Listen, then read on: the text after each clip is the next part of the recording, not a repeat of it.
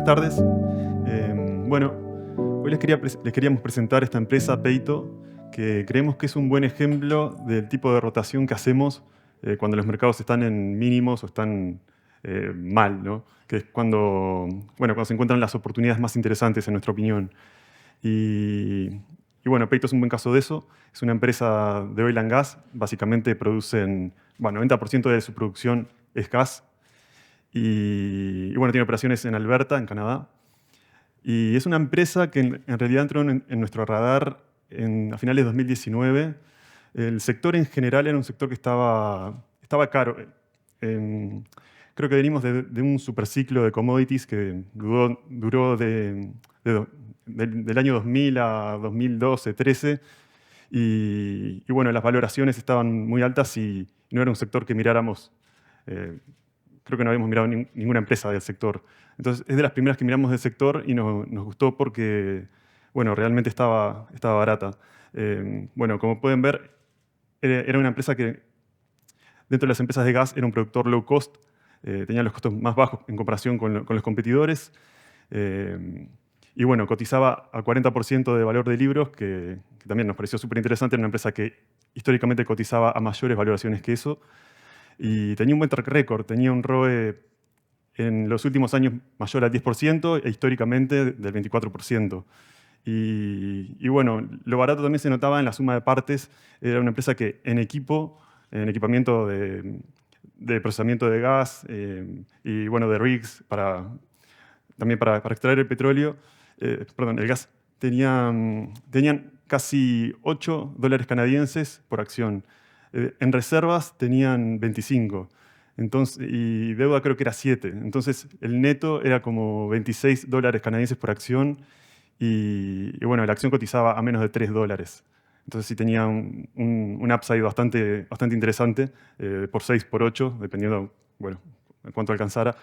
Pero bueno, también tenía reservas muy largas, tenía 29 años de reservas, o sea que no era algo que fuera a durar poco tiempo.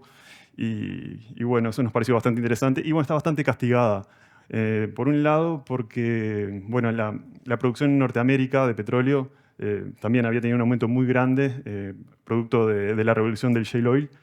Y todo el petróleo que ingresó todo el petróleo que se produjo también vino con gas asociado.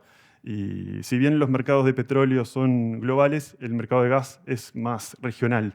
Y eso generó una situación de cuello de botella en la que el precio local estaba bastante bajo. Y peor era en Canadá. El precio local de Canadá por momentos llegaba casi a precios de cero, porque sobre todo en verano los gasoductos tenían mantenimiento, la demanda era menor y básicamente no se podía sacar el gas. Y bueno, había que venderlo al precio que se consiguiera. Y bueno, eso afectó bastante la valoración de esta empresa y la obligó además a entrar en contratos para bueno, poder vender el gas en otros lugares. Y en el momento que hicieron eso, eran contratos bastante caros. Y bueno, contrataron 2, 3 años de esos contratos y básicamente fijaron precios bastante bajos, pero tenían vencimientos y esos vencimientos eran graduales. Y lo que empezamos a ver, sobre todo después del COVID, que la empresa ya estaba barata y con el COVID cayó más el precio, o sea, con la pandemia, eh, con los precios más bajos del gas y del petróleo, el precio siguió cayendo y el precio del gas en realidad empezó a recuperar bastante rápido. Y lo que veíamos es que el costo de salir, de poder vender el gas en otros mercados empezaba a ser eh, menos alto y esos contratos caros los empezaban a reemplazar por contratos más baratos. Entonces, bueno, la generación de efectivo de esa empresa iba mejorando e iba a mejorar más en los próximos 2, 3 años. Y bueno, a medida que aumentaba el precio del gas, la empresa también iba contratando, iba vendiendo a futuro a esos precios y bueno, los números a nosotros nos daban que en los próximos 2, 3 años tenían que ser buenos o tenían que ser mejores que el anterior y bueno, eso hacía que la empresa se viera bastante barata y mejorando, lo cual siempre es positivo. Eh, y bueno, también veíamos buen potencial a que el precio del gas siguiera recuperando porque por un lado la demanda, la demanda era creciente, por un lado como combustible de transición, sobre todo por las preocupaciones de ESG. El gas suele ser suele reemplazar un poco al carbón. Entonces, bueno, la demanda también venía creciendo por ese lado. Y además, sobre todo en Estados Unidos, pero bueno, también en Canadá y creo que no sé si en México también, pero estaban en construcción plantas de procesamiento de LNG. Y eso iba a aliviar el tema de los cuellos de botella, lo que también iba a repercutir en mejores precios. Y bueno, lo que empezamos a ver, no me estoy olvidando de nada. No, lo que empezamos a ver es que la curva de futuros, o sea, los precios del gas a los que podía contratar esta empresa, a los que podía vender, bueno, empezaban a mejorar gradualmente. Y bueno, y a esos precios también a mediados de 2020, bueno, implicaba un valor de 5 o 6 veces más el precio de la acción.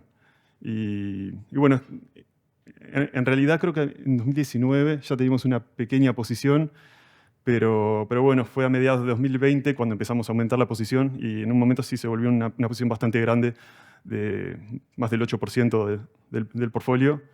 Y bueno, tuvo resultados muy buenos. Creo que la acción estaba a menos de $2. Y bueno, llegó a cotizar, perdón, 2 euros y llegó a cotizar por encima de 10 o cerca de 10 euros. Y siguió subiendo. Hoy está incluso más alta. Pero bueno, en cierto momento ya el retorno dejó de ser asimétrico, o por lo menos el potencial que nosotros veíamos dejó de ser ese por 5 por 6, entonces lo vendimos para bueno, cambiar por algo más, con más potencial, ¿no? Y bueno, creo que no tengo mucho más, ¿no?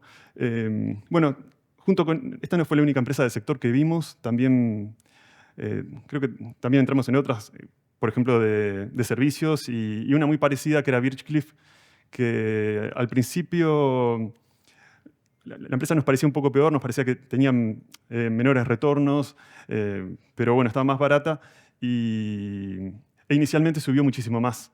Y por un momento pensamos, bueno, quizás nos equivocamos, no elegimos la ganadora de las dos, pero bueno, al día de hoy Peito siguió subiendo y bueno, la otra empresa en realidad no fue a ningún lado, o sea que el mercado tarde o temprano, en este caso, nos dio la razón. Eh, y bueno, creo que ahora sí termina mi parte. Juanjo.